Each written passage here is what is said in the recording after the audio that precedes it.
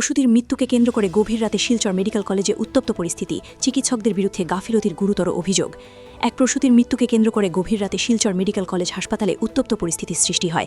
চিকিৎসাধীন অবস্থায় মহিলার মৃত্যুর পর ক্ষুব্ধ পরিবারের সদস্যরা চিকিৎসকদের বিরুদ্ধে চরম গাফিলতির অভিযোগ তুলে হাসপাতাল চত্বরে বিক্ষোভ প্রদর্শন করেন।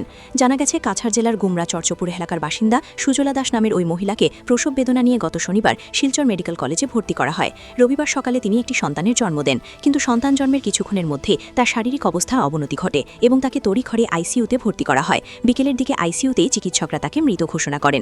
মৃত মহিলা স্বামীর অভিযোগ, সন্তান জন্মের আগে তিনি বারবার চিকিৎসকদের সিজারিয়ান করার অনুরোধ জানিয়েছিলেন, কিন্তু চিকিৎসকরা তা গুরুত্ব না দিয়ে নর্মাল ডেলিভারি করান। এমনকি সন্তান জন্মের পরও তাকে একবারের জন্য স্ত্রীর সঙ্গে দেখা করতে দেওয়া হয়নি বলে তিনি অভিযোগ করেন। তার দাবি, চিকিৎসকদের অবহেলা ও ভুল চিকিৎসার কারণেই তার স্ত্রীর মৃত্যু হয়েছে। এদিকে এই ঘটনাকে কেন্দ্র করে রাতে হাসপাতাল চত্বরে উত্তেজনা ছড়িয়ে পড়ে এবং পরিস্থিতি নিয়ন্ত্রণে আনতে পুলিশের হস্তক্ষেপের প্রয়োজন হয়।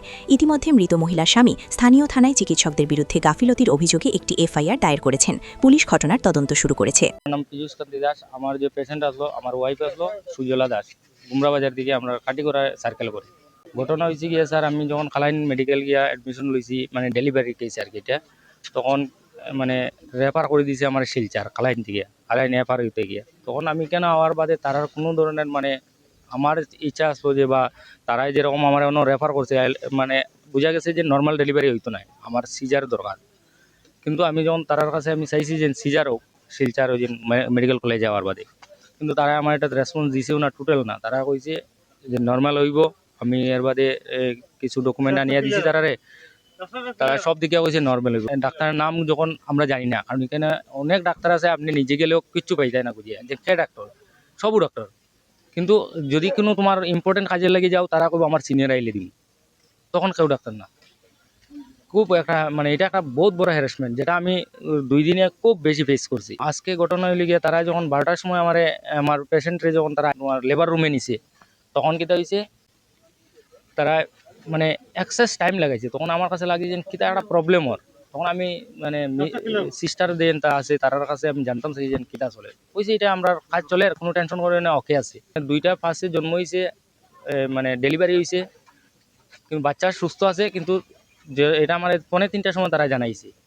আর এরপরে তারা মানে আমি চাইছিলাম যে পেশেন্টের লগে মিলতাম, কিন্তু পেশেন্টের লগে তারা মিলতে পারে না করছে, যে এখন মিলা যাইতো না, প্রবলেম আছে। তখন তারা আরও লেট করে, যখন আমার কাছে ডাউট আইলো যে কিছু একটা হয়েছে, তখন আমি একজন সিস্টারে গিয়ে জিজ্ঞাসি। সিস্টারে কিন্তু আমার কইছে যে তোমার বাচ্চা তো ঠিকঠাকও আছে, কিন্তু তোমার পেশেন্ট একটু ক্রিটিক্যাল অবস্থা, একটু টাইম লাগবো। এর বাদে কিন্তু তারা মানে এই ফাঁকা অনেক সময় গ্যাপ গেছে গিয়া, হঠাৎ করিয়া 4:30 থেকে 4:45টার ভিতরে তারা মানে ট্রলি লইয়া পেশেন্ট লইয়া খুব স্পিডে যাওয়া শুরু করছে। আইসিইউত যাইতো, মানে পেশেন্ট একদম লাস্ট স্টেজ হয়ে গেছে তখন।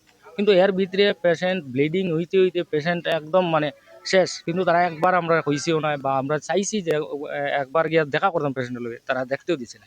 যে আমার ওয়াইফ মারা গেছে তার নেগলিজেন্সের কারণে। তারা যদি একটু ভালো করে ট্রিটমেন্ট করতো, আজকে হয়তো আমরা লগে থাকলো। এখন আমি চাই আর যে প্রশাসনে এই জিনিসটা দেখো, আমি এফআইআর করবো, যেরকম লাগে মানে আইনতভাবে যেটা যেটা দরকার আমি সম্পূর্ণ করে দিই। এটা সম্পূর্ণ বলে লিখে সিস্টেম হয়, সিস্টেম ঠিক হয়ে দিলে কথা।